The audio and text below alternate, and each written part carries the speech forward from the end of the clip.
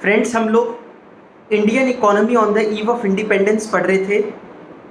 हम लोगों ने उसमें डेमोग्राफिक कंडीशन तक ऑलरेडी पढ़ लिया था। आज की क्लास में आगे बढ़ते हैं उससे। नेक्स्ट टॉपिक है इसमें ऑक्यूपेशनल स्ट्रक्चर, और ये जो मैं करवा रहा हूँ आपको, ये संदीप गर्ग बुक में से करवा रहा हूँ। तो आज मैं इसकी PDF भेज भी दूंगा आप लोगों को, अगर किसी के पास नहीं है तो, जिसको रिवीजन करनी हो उसमें से। ठीक है, ऑक्यूपेशनल स्ट्रक्चर की बात करें तो लोगों का ऑक्यूपेशन, लोगों का काम धंधा क्या था। मेजरली जो पॉपुलेशन थी वो एग्रीकल्चर पर बेस्ड थी। इस वजह से जितनी भी वर्कफोर्स थी वो 3/4 हिस्सा उसका, कहने का मतलब 75% एग्रीकल्चर पे बेस्ड थी, प्राइमरी सेक्टर पे बेस्ड थी। बाकी जितनी 25% वर्कफोर्स बची हमारी, वो किस पर बेस्ड थी? सेकेंडरी या फिर टर्शरी सेक्टर, मतलब मैन्युफैक्चरिंग या फिर सर्विस सेक्टर पर। ठीक है, तो पढ़ते हैं। Occupational structure refers to the distribution of working persons across different industries and sectors. During the colonial period, occupational structure of India showed little sign of change. The state of occupational structure during the British rule can be summarized as under. First point, predominance of primary occupation. The agriculture sector accounted for the largest share of workforce with approximately 75%. ठीक है, तो 75% workforce agriculture based थी। The manufacturing and service sectors accounted for the remaining 25%। Second point है regional variations. Regional variation का मतलब क्या है? अलग अलग स्टेट्स में अलग अलग कंडीशन थी। कोई स्टेट में एग्रीकल्चर ज़्यादा था, किसी स्टेट में दूसरे सेक्टर्स ग्रो करना शुरू हो गए थे। बेसिकली तो उड़ीसा, राजस्थान और पंजाब, ये ऐसे स्टेट्स थे जहाँ पर एग्रीकल्चर ही प्रीडोमिनेंटली वहाँ पर लगा हुआ था, लेकिन बाकी जगह पर, बाकी जितनी भी स्टेट्स थी वहाँ पर दूसरे सेक्टर्स भी ग्रो होना स्टार्ट हो गए थे। ठीक है, तो regional variation, another striking aspect was the growing regional variation. The states of Tamil Nadu, Andhra Pradesh, Kerala, Karnataka, Maharashtra, West Bengal witnessed a decline in the dependence of workforce on the agricultural sector with a increase in the manufacturing and service sector. लेकिन ये जो increase था, ये कॉमन्सुरेट increase था, एकदम rapid increase नहीं हुआ, ये धीरे धीरे इंक्रीज हुआ था। However, during the same time there had been an increase in the share of workforce in agriculture in states such as Orissa, Rajasthan and Punjab. ठीक है, ये ऑक्यूपेशनल स्ट्रक्चर की कंडीशन थी ड्यूरिंग ब्रिटिश रूल। आगे बढ़ते हैं। इंडस्ट्रियल सेक्टर तो हो गया था। इंफ्रास्ट्रक्चर की क्या कंडीशन थी? इंफ्रास्ट्रक्चर में क्या क्या आता है? इंफ्रास्ट्रक्चर में आता है रोड, रेलवे, ट्रांसपोर्टेशन जितनी भी होती है, चाहे उसमें वाटर ट्रांसपोर्टेशन हो या फिर एयरलाइंस हो, ये सारी चीज़ें आ जाती है इंफ्रास्ट्रक्चर में। देखिए, ब्रिटिश रूल का एक फ़ायदा तो हुआ, वैसे तो हर चीज़ का के अपने मेरिट्स और डीमेरिट्स होते हैं। हम ब्रिटिश रूल के कुछ मेरिट्स भी पढ़ेंगे आगे चलकर, लेकिन अभी के लिए जो मेजर हम लोगों को बेनिफिट मिला था ब्रिटिश रूल से, वो ये था रेलवेज़ का। रेलवेज़ उन लोगों ने हमारे देश में, ठीक है, वो हम लोगों के लिए नहीं करी थी, लेकिन लेटर ऑन वो हम लोगों को फ़ायदा कर गई। ठीक है, तो रेलवेज़ ही एक मेजर कंट्रीब्यूशन है, और भी थोड़े बहुत कंट्रीब्यूशन है, लेकिन एक मेजर कंट्रीब्यूशन है ब्रिटिशर्स का इंडिया के लिए। तो पढ़ते हैं। द स्टेट ऑफ, पैराग्राफ की लास्ट लाइन से, the state of infrastructure as inherited from the British rule is discussed below.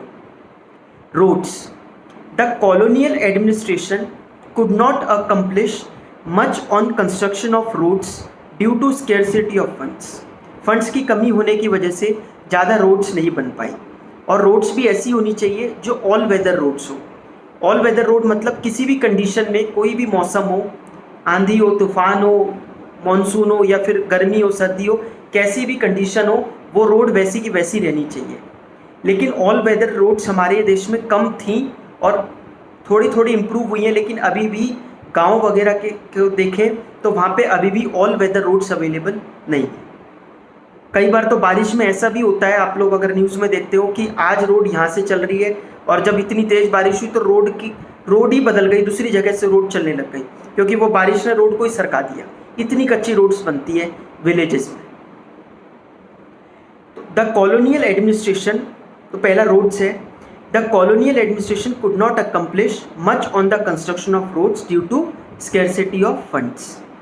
The roads that were built primarily served the interest of mobilizing the army and shifting of raw materials. Army को इधर से उधर ले जाने के लिए, mobilise करने के लिए और शिफ्ट करने के लिए रॉ मटेरियल्स को, उसके लिए थोड़ी बहुत रोड्स बनाई गई थी। There always remained an acute shortage of all weather roads to reach out to rural areas during the rainy season. As a result, people living in these areas suffered badly during natural calamities and famines. Famines मतलब drought, सूखा पड़ना। Second point है railways. The most important contribution of the British rule was to introduce railways in India in 1850. The railways affected the structure of the Indian economy in two important ways. Railways enabled people to undertake long distance travel. एक जगह से दूसरी जगह तक जा सकते हैं हम लोग रेलवेज़ की वजह से। इसकी वजह से तो जो जोग्राफिकल बैरियर्स थे कि वो उधर है, दूसरा बंदा उसका जो रिलेटिव होगा कहीं और है, तो ये जो जोग्राफिकल बैरियर्स थे ये ख़त्म हुए। इवन एक दूसरे का कल्चर भी लोगों ने अडॉप्ट किया, जो कल्चरल बैरियर्स जो थे इंडिया में वो भी ख़त्म हो गए।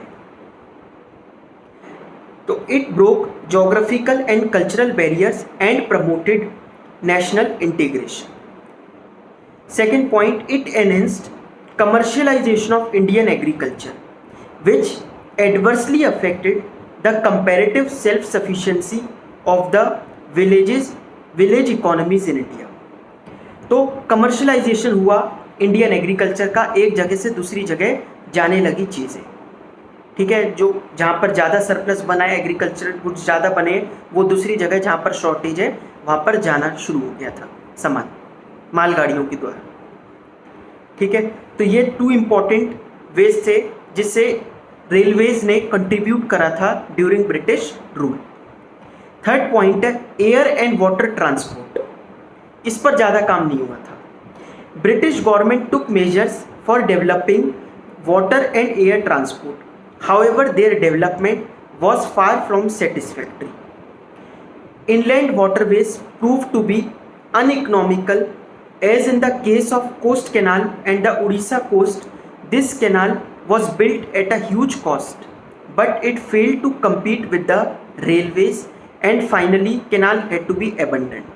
ठीक है, तो क्योंकि कॉस्ट तो बहुत ज़्यादा लग गई उसको बनाने में, लेकिन जब लोग उसको प्रेफर ही नहीं करते सामान लाने के लिए या ट्रेवल करने के लिए, तो वो इतना यूज़ में नहीं आ पाया और कॉस्ट उनकी रिकवर नहीं हो पाई। इस वजह से वो जो बना था वो बेकार गया।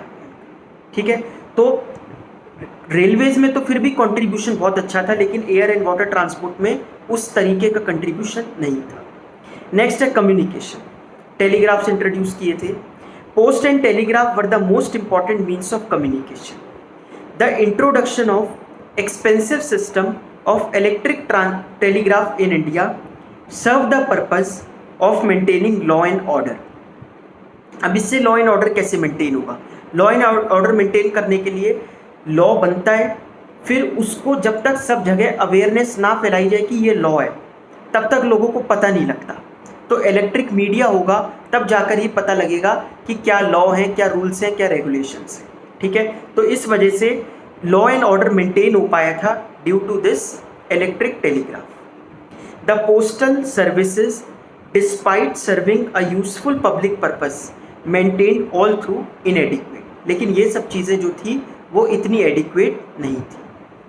ठीक है, ये सारे पॉइंट्स थे इंफ्रास्ट्रक्चर के on the eve of independence. इसमें एक मेजर कंट्रीब्यूशन रेलवेज का था, बाकी सब में काम हुआ था लेकिन वो सेटिस्फैक्ट्री काम नहीं हुआ था, और ऑब्जेक्टिव उनका ये रहता था कि उनका पर्पस सॉल्व हो जाए।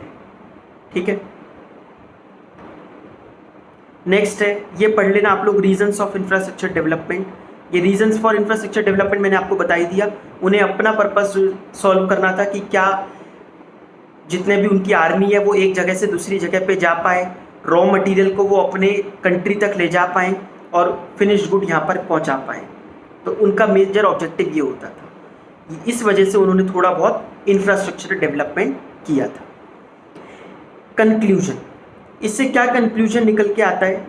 By the time India won it's independence in 1947, the impact of 200 years of British colonial rule was already showing on all aspects of Indian economy. Her field में इसका कुछ ना कुछ इम्पैक्ट देखने को मिला था। अब वो इम्पैक्ट देखिए क्या क्या है, पॉइंट्स में दे रखे हैं। The constant per capita income over a long period. Unfortunately जो पर कैपिटा इनकम थी वो कांस्टेंट रही, वो बढ़ नहीं पाई। Increasing dependence of population on agriculture, लोग एग्रीकल्चर पर ही डिपेंडेंट थे और एग्रीकल्चर की कंडीशन भी आप लोगों को पता है, इरिगेशन फैसिलिटीज़ वगैरह कुछ नहीं थी, फर्टिलाइजर्स का यूज़ कुछ नहीं होता था, सॉइल की क्वालिटी के बारे में किसी को कुछ पता नहीं था। ठीक है, नेक्स्ट है ज़मींदारी सिस्टम। ज़मींदारी सिस्टम था। Traditional methods of cultivation, cultivate करने के ट्रेडिशनल मेथड्स थे। वही मैंने आपको कहा कि सॉइल वगैरह के बारे में कुछ नॉलेज नहीं थी, फर्टिलाइजर्स की अवेलेबिलिटी नहीं थी। हाई फ्रीक्वेंसी ऑफ फेमाइंस, सूखा बहुत ज़्यादा पड़ता था, ड्रॉट सिचुएशंस बहुत ज़्यादा होती थी। Destruction of Indian handicrafts, inadequate industrialization. ठीक है, ये सारे मेजर इम्पैक्ट्स पड़े थे हमारी इकोनॉमी पर ब्रिटिशर्स के 200 साल के शासन के बाद। ठीक है, नेक्स्ट पॉइंट है positive contributions of British rule. British rules के कुछ पॉजिटिव कंट्रीब्यूशन क्या क्या रहे? जो भी रहे वो बहुत ज़्यादा इम्पैक्ट नहीं किया, एक्सेप्ट रेलवेज, थोड़ा बहुत पॉजिटिव था। वो एक पॉइंट मतलब एक बना रखा है इन्होंने टॉपिक की क्या क्या पॉजिटिव कंट्रीब्यूशन था। अब वो कुछ ना कुछ भी करते अपने लिए तो थोड़ा बहुत तो हमारे लिए ही बचता, इस वजह से वो हम पॉजिटिविटी देख रहे हैं उसमें। ठीक है, तो British rule also had some positive effects on the Indian economy, although उन्होंने करा अपने लिए था। They are discussed as under first, self sufficiency in food grain production, commercialization of agriculture initiated by British government resulted in self sufficiency in food grain production. जब सामान को एक जगह से दूसरी जगह भेजा जा रहा था, अब कुछ हमने पढ़ा था ना रीजनल वेरिएशंस हो रहे थे, तो उसमें क्या था, कुछ स्टेट्स तो बहुत सफिशिएंट थी, सरप्लस था एग्रीकल्चर का, तो वो सरप्लस पहले बेकार जाता। अब ये इन्होंने थोड़ा बहुत इंफ्रास्ट्रक्चर डेवलप किया, उस वजह से एक स्टेट से दूसरी स्टेट तक एग्रीकल्चर का जितनी भी प्रोडक्टिविटी है वो जा सकती थी, तो वो प्रोडक्ट्स जा रहे थे, इस वजह से उनको फ़ायदा हो रहा था फार्मर्स को, जिनका ये सरप्लस बच रहा था।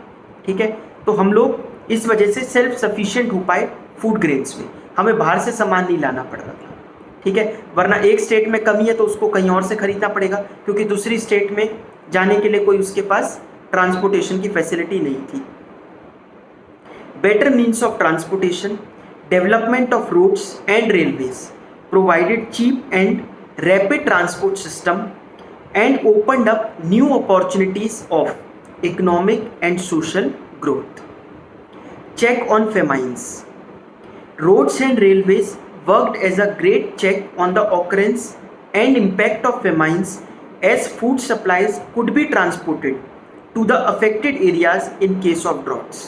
Droughts वगैरह के केस में जो affected areas हैं वहाँ पर सामान पहुँचाया जा सकता था। और अब आप देख रहे हैं, अब तो हम लोग प्लेन का इस्तेमाल भी करते हैं कि जहाँ पर कोई दिक्कत होती है। आपने सुन रहे होंगे आप लोग कि अभी उड़ीसा और बंगाल में तूफान आने की संभावना है, तो उससे अभी से ही एनडीआरएफ की टीम्स वगैरह 37 टीम्स अभी से डिप्लॉय कर दी गई हैं। तो अगर ये रेलवे से जाती या गाड़ियों से जाती तो कब पहुँचते, कब निकलते यहाँ से। ठीक है, तो ये सारी चीज़ें होती हैं। ये कुछ कुछ बेनिफिट्स थे पॉजिटिव जो ब्रिटिशर्स रूल की वजह से इंडिया पर हो पाए थे। Check on famines. Next point है शिफ्ट टू मॉनेटरी इकोनॉमी।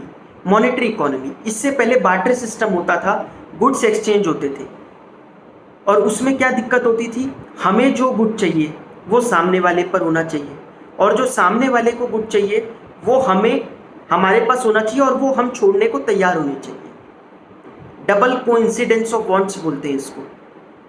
अब ये कोइंसिडेंस ही तो है कि आपको जो चाहिए वो सामने वाले पे होना चाहिए, और जो सामने वाले को चाहिए वो आप पे होना चाहिए, और वो भी एक्सेस में होना चाहिए कि आप दे पाओ वो चीज़। ठीक है, तो ये था शिफ्ट टू मॉनेटरी सिस्टम। तो इसका बेनिफिट क्या हुआ, ये सब खत्म हो गया, मॉनेटरी सिस्टम आ गया, पैसे यूज होने लग गए, करेंसी यूज होने लग गई। Fifth point, effective administrative setup. ये एक और मेजर पॉइंट है। एडमिनिस्ट्रेटिव सेटअप बहुत अच्छा बना दिया उन लोगों ने। हमारे जितने भी इंडियन लॉज हैं, अगर आप आगे चलकर जो 12th के बाद पढ़ोगे, तो जब आप लॉ पढ़ोगे, लॉ को बेयर एक्ट बोला जाता है। बेयर एक्ट मतलब जो एक्चुअल में लॉ की भाषा होती है। जैसे कंपनीज के बारे में आपने पढ़ा, फॉर्मेशन ऑफ कंपनी, लेकिन अगर आपको कोई कह दे कंपनीज एक्ट पढ़ो, तो वो हो गया बेयर एक्ट पढ़ना। आप उसकी लैंग्वेज पढ़ोगे या आप उसको पढ़ोगे तो आपको लगेगा नहीं ये इंडियंस ने बनाया हुआ है। इतनी टेक्निकल लैंग्वेज यूज़ की है और अच्छे एडमिनिस्ट्रेटिव सेटअप तैयार किया हुआ है उन सब एक्ट में। तो ये सारी चीज़ें ये इंडियन पॉलिटिशियंस ने नहीं बनाई, ये ऑलरेडी वो लोग बना गए थे। इन लोगों के लिए तो रेडी रेकनर बन गया ये। रेडी रेकनर मतलब एक तरीके का पकी पकाई खिचड़ी बन गई कि वो उन्होंने जो लॉज बनाए उसी को हम फॉलो कर रहे हैं, थोड़ा बहुत उसको अमेंड कर देते हैं बस। ठीक है, तो ये जितने भी इंडिया के लॉज हैं वो सब उनके ही बनाए हुए हैं मोस्टली, जो हम अभी तक फॉलो कर रहे हैं। The British government had an efficient administration system which serve as a ready reckoner for Indian politicians. ठीक है, ये आ गया positive contributions of British rule. Next point है state of Indian economy on the eve of independence. अब एक तरीके का ये पूरा समराइज किया हुआ है, मतलब ये समरी है, वैसे नहीं है, बट हर फील्ड में हर सेक्टर के बारे में आपने पढ़ लिया, तो अब एक साथ दे रखा है कि किस सेक्टर में उन्होंने क्या किया था। जैसे अब क्या इम्पैक्ट पड़ा पूरी इकोनॉमी पर on the eve of independence, overall impact देखते हैं। पहला point, colonial economy. Colonial rule आपको बताया था मैंने, जहाँ पर एक कंट्री राजा होती है, दूसरी कंट्री उसके ऊपर वो राज करती है। In India colonial exploitation is a long history, और 200 साल तक राज किया था ब्रिटिशर्स ने। Spread over nearly 200 years. British rule resulted in huge drain of wealth from India in order to facilitate growing British industry with the supply of raw materials from India. They also encouraged commercialization of Indian agriculture to transform Indian economy into a British colony. ये सब पढ़ा हुआ है हम लोगों ने। The impact of the British colonial policy was deep on India even at the time of independence. और इसका बड़ा घातक इम्पैक्ट पड़ा था इंडियन इकोनॉमी पर। हम लोगों को, इंडिया को सोने की चिड़िया भी कहा जाता था पहले, ब्रिटिशर्स रूल से पहले। Semi feudal economy. By the close of British rule there were two aspects of the Indian economy. Introduction of feudal system.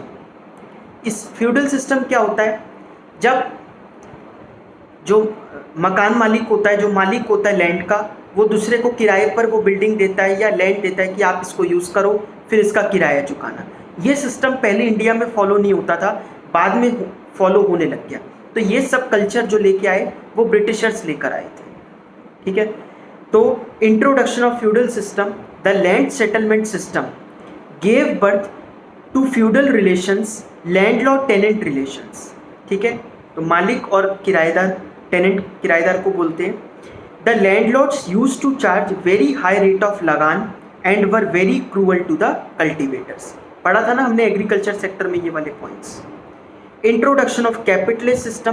Capitalist क्या होता है, जिसमें प्रॉफिट मैक्सिमाइजेशन देखी जाती है, प्राइवेट लोग ज़्यादा वो होते हैं, पब्लिक सेक्टर का इन्वॉल्वमेंट कम होता है, सोशल वेलफेयर कम देखा जाता है। ये भी दूसरा इम्पैक्ट पड़ गया था।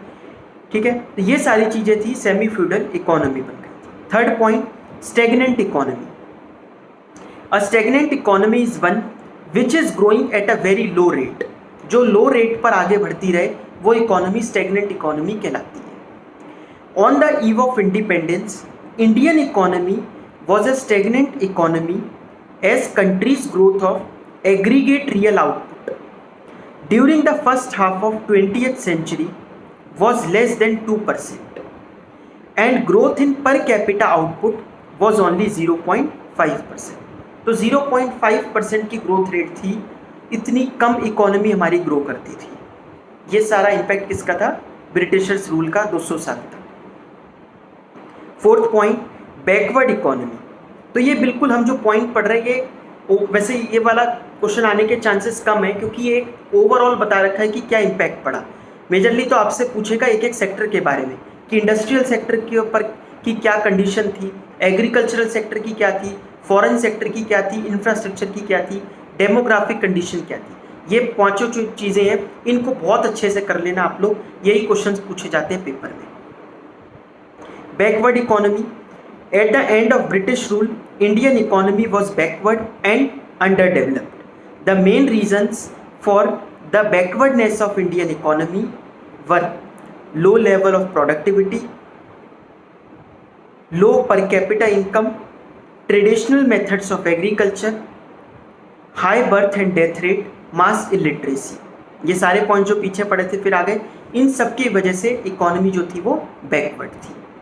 फिर इसको भी वजह ऐसे रीड कर लेते हैं, डिप्लीटेड इकोनॉमी। डिप्लीटेड इकोनॉमी का मतलब क्या होता है?